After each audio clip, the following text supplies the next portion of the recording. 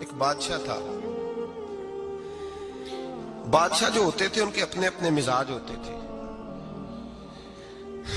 اس بادشاہ نے 4 5 6 کتے رکھے ہوئے تھے اور کتے بڑے بڑے کتے تھے اور بڑے وہ خونخوار کتے تھے, چیر پھاڑ کھا جاتے تھے, شیر جتنے ان کے قد تھے.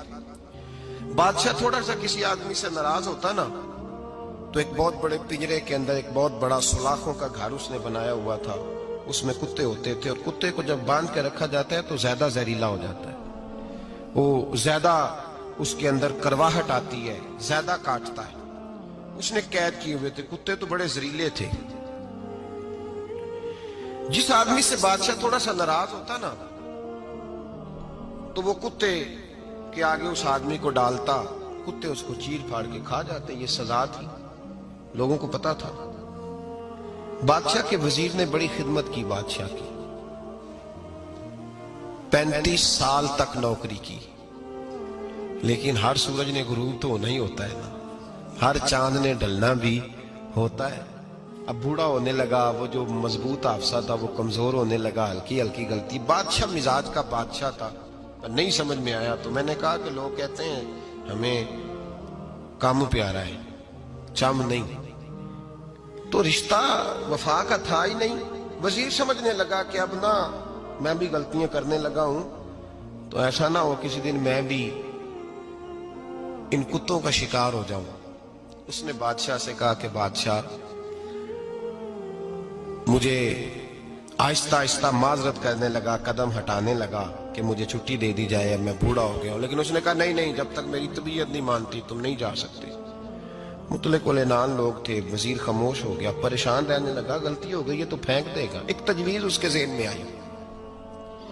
وہ جو پنجرے, کتوں کے پنجرے پر محافظ بیٹھا تھا نا, جو ان کو کھانا ڈالتا تھا, روٹی ڈالتا تھا, گوشت دیتا تھا, اس کو ایک دن کہنے لگا یار تیری ڈیوٹی ہے سارا دن کتوں کو کھانا دینے کی, گوشت دینے کی, تو 2 4 دن ڈیوٹی مجھے نہیں دیتا؟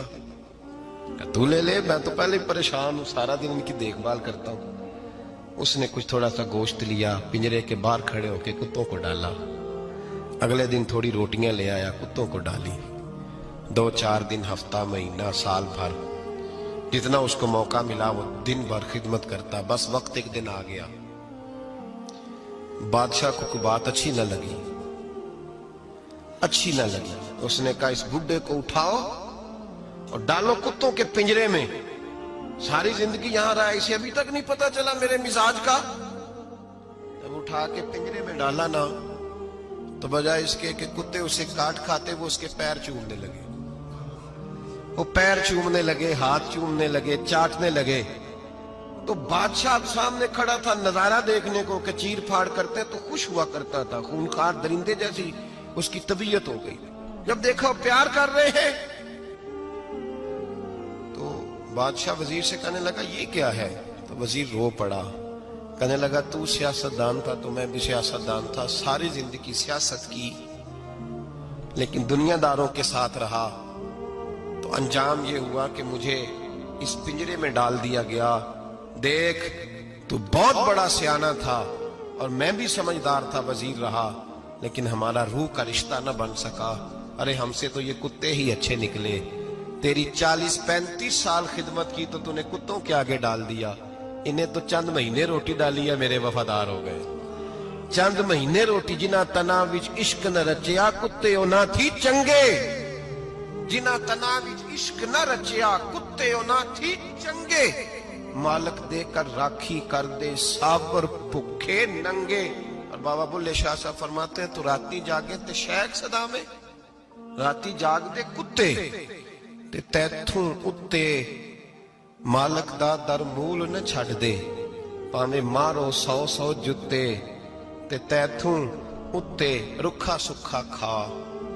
دنے جار رکھاں وچ ستے تیتھوں اتے ایک برکی دا قدر پچھانن. پاویں مالک ہو من ستے, ایک برکی دا اوپر کھڑے ہو کے کام نہیں کرانا پڑتا کہ میں کھڑا رہوں گا تو کام صحیح ہوگا, جاؤں گا تو نہ. ایک برکی دا قدر پچھانن پاویں مالک ہو من ستے. پھر اپنے آپ کو مخاطب کیا, کہنے لگے اٹھ بلیا چل یار منا لے نہیں تے بازی لے گئے. मुल्ला रूमी कहते हैं कि चिड़िया और चिड़ा मुज़क्कर मुअन्नस दोनों इकट्ठे बैठे थे। तो एक बंदा आ गया सूफी, मेरी तरह पगड़ी शकड़ी बांधी हुई, जुब्बे कुब्बे में लगा हुआ। ये जितने फितने आज आपको नज़र आ रहे हैं ना, ये जुब्बों के पीछे निकलते हैं सारे। आवाम बेचारी को तो पता ही नहीं था कि यहाँ भी उलझना है। इन्होंने पकड़ के चक्कर चला दिए। कभी कोई कहानी सुनाते हैं तो कभी कोई कहानी सुनाते हैं, कभी नहीं। और मैं शिकवा करने लगा हूँ, मुझे कर लेने दो। क्या तुमने कभी मईशत पर भी तकरीर की है? हुजूर ने मईशत नहीं दी? क्या तुमने कभी कौम को मुआशरत भी सिखाई है? ये भी तुमने बताया है कि जीना मरना कैसे है? वहाँ उलझाते हो जहाँ नौजवान कहते हैं कि यार तय कुछ नहीं हुआ आपके दरमियान अभी तक।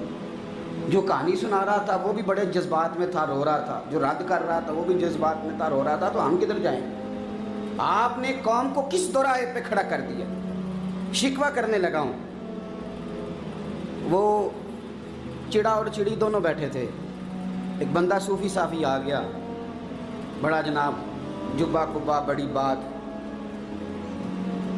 तो चिड़िया चिड़े से कहने लगी उड़ जाएं, ये शिकारी ना हो। तो चिड़ा कहने लगा नहीं, शिकारियों का लिबास और होता है, ये तो दरवेशों का लिबास है, रहने दो, बैठे रहते हैं।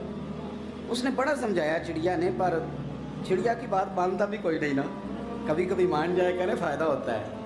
अब चिड़िया की माने कौन? चिड़िया को तो लोग छोटा जानते हैं। तो वो चिड़ा बैठा रहा, पर वो बंदा आया। आए हाय, आप यकीन करें, लोग मेरे पास आते हैं तो वली समझ के आते हैं। वो जो मेरे पास वली समझ के, दरवेश समझ के आया, उसे सवाब मिल गया। लेकिन अगर मैंने धोखा किया तो क़यामत में मेरी सज़ा बढ़ जाएगी। मुझसे मेरा रब पूछ लेगा वो तो ठीक था, वो तो तेरी पगड़ी दाढ़ी देख के आया था, तू अपनी बात बता, तेरे अंदर क्या था? तो वो करीब आया ना वो सूफी दरवेश, इल्ला माशाअल्लाह, उसने ना गुलेल पीछे छुपाई हुई थी। उसने गुलेल निकाली और मारी और चिड़ा मर गया। चिड़िया बड़ी परेशान हुई। उसने जाके बादशाह को शिकायत की, जंगल के बादशाह को, शेर को।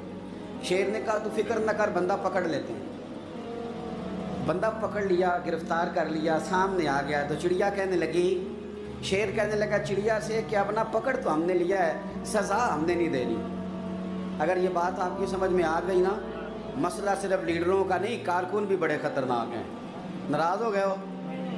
मसला मुरीदों का नहीं, ये पीरों का नहीं, सिर्फ ये मुरीद भी नहीं कहीं हिलने देते।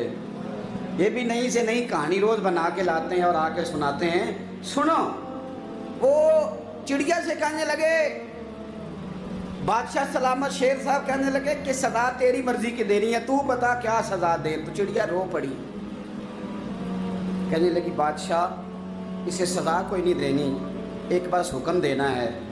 उसे कहा वो क्या? तो वो कहने लगी इसे हुक्म करें, अगर इसने शिकार करना है तो लिबास भी शिकारियों वाला पहनना है। इसने लिबास सूफियों वाला पहनना है और अंदर से शिकारी है। बस इसे हुक्म करते हैं कि इसने शिकार करना है तो लिबास भी, अल्लाह करे आपकी समझ में बात आए। और सियासतदान, तूने लिबास पहन लिया है, खिदमतकार है तू शिकारी। और ब्यूरोक्रेट, और ताजर, तूने लिबास पहन लिया है खिदमतकार, तू शिकारी है। ओ बहुत बड़ी जगह पे बैठे हुए अफसर, तूने लिबास पहन लिया है एक बहुत बड़े अफसर का, एक महकमे को संभालने का, और अंदर से तू रिश्वत खाता है, शिकारी है। और दरवेश साहब, मौलवी साहब, और बड़े काम में लूटने के लिए दरवेश बन के तो ना लूट। आपकी तबीयत के अंदर दौलत से बेजारी, हजरत अबू दरदा, हजरत अबू मूसा अशरी, हजरत अबू हुरैरा रदी अल्लाह तआला अन्हु, ये समझ ले उनके क्लास फेलो थे, उनके साथ पढ़ा था इन्होंने। हजरत अबू ज़र गिफारी इन पर भी जलाल करते। आप यकीन करें कि तबीयत ना ऐसे कैफ में आ गई इनको पढ़ के। इनको पढ़ा जब कुछ दिनों से, तो कुछ अनोखा, ये अनोखी वजह है, सारे जमाने से निराले हैं ये बंदे। कौन सी बस्ती के यार अब रहने वाले, ये किस तरह के लोग हैं, क्या सोच है। हजरत अबू दरदा रदी अल्लाह तआला अन्हु के घर के करीब से गुजरे तो हजरत अबू दरदा मकान बना रहे थे। क्या जुमला कहा, तड़प गई रूह। फरमाने लगे अबू दरदा, तुझसे मुझे ये उम्मीद नहीं थी यार। فرمایا کیا ہوا؟ فرمانے لگے اب تیرا مکان بنانے کے لیے بھی اللہ کے بندوں کی پشتوں پر اینٹیں رکھی جائیں گی. تیرا مکان بنانے کے لیے رب کے بندوں کی پشتوں پر اینٹیں تیرے لیے. حضرت ابو دردہ نے گردن جھکا لی. فرمایا یار جہاں تو ہے نا تو بالکل ہی ٹھیک کہتا ہے. کیوں؟ میرے نبی پاک صلی اللہ علیہ وسلم نے فرمایا اس زمین کے اوپر اور آسمان کے نیچے ابو ذر غفاری سے سچا بندہ کوئی نہیں, ان سے زیادہ سچا کوئی نہیں. فرمایا تو ٹھیک کہتا ہے یار, صحیح کہتا ہے. حضرت ابو موسیٰ اشعری رضی اللہ تعالیٰ عنہ کو گورنر بنا دیا گیا عراق کا. اب حضرت ابو موسیٰ اشعری صحابہ میں ایک بڑے جلیل القدر صحابی ہیں, اور ان کی عظمتیں, رفعتیں, بلندیاں کیا کہنا, بڑی گہری دوستی تھی. لیکن جب وہ گورنر بن گئے نا تو آپ نے فرمایا بس بھئی اب تو نے عہدہ لے لیا ہے, یہ بندے کو ٹھیک نہیں رہنے دیتی چیزیں, اب تو عہدے میں چلا گیا ہے.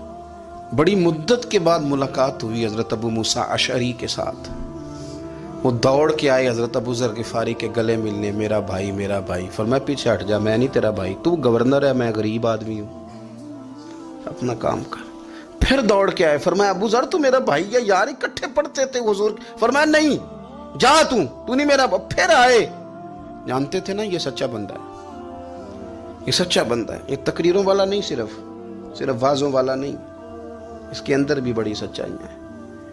قریب آئے, آ کے کہا یار تو میرا بھائی ہے, میرے سینے لاگ. فرمانے لگے تو تیسری بار آیا ہے, مومن ہے, میں منہ نہیں موڑ سکتا, پر پہلے مجھے بتا گورنر بننے کے بعد تو نے مکان کتنے بنائے, باغ کتنے لگائے, چکیاں کتنی لگائیں, کتنے تو نے چیزیں بنائی ہیں, پہلے بتا. تو حضرت ابو موسیٰ اشعری نے ان کا ہاتھ پکڑا, رونے لگے. کہنے لگے جس محبوب سے تو نے تربیت لی ہے میں بھی انہی کا نوکر ہوں, جن کپڑوں میں میں عراق گیا تھا میرے آج بھی وہی ہیں. یار کیا بات کرتا ہے تو, میرے وہی ہیں. مجھے بتا اگر یہ عہدے خدمت کے ہم نہیں لیں گے تو پھر کیا ظالموں کو دیں گے, غیروں کو دیں گے؟ نہ کر, کچھ نہیں بنایا. حضرت سیدنا ابو موسیٰ اشعری رضی اللہ تعالیٰ عنہ روئے, اور جب کہا نا کوئی شے نہیں میرے پاس, تو فرمایا اچھا چل آ جا, پھر سینے لگ جا, تو واقعی میرا بھائی ہے. پھر حضرت ابو ذر غفاری نے محبت فرمائی. وہ درویشی, وہ فقیری, وہ سادگی, وہ نورانیت, وہ دل کے ساتھ اندر. ہمارے تو بہت سارے لوگ ہیں جو کہتے ہو کہاں لے جانا ہے مال, کیا ضرورت ہے مال کی, ہر وقت مال کی مخالفت کرتے ہیں, لیکن دل ان کا کہتا ہے کہ آئے صحیح, کسی طریقے سے پہنچے صحیح. حضور نے فرمایا بعض لوگوں کی زبانیں شہد سے زیادہ میٹھی, دل بھیڑیے سے زیادہ خطرناک. اوپر سے کہہ کچھ رہے ہیں, اندر حالات کچھ اور ہیں. لیکن حضرت ابو ذر غفاری رضی اللہ تعالیٰ عنہ دوری دولت سے, آپ فرماتے کیوں ہیں لوگوں کے پاس مال, کس لیے اتنا مال جمع کیا ہے, کیا ساری غریبی ختم ہو گئی؟ اور اگر آپ نے ابھی تک ہمارا چینل سبسکرائب نہیں کیا تو فوراً سبسکرائب کیجئے, ساتھ ہی بیل آئیکن پر کلک کریں تاکہ مزید آنے والی ویڈیو ہیں وہ آپ کو وقت پر ملتی رہیں. اللہ حافظ.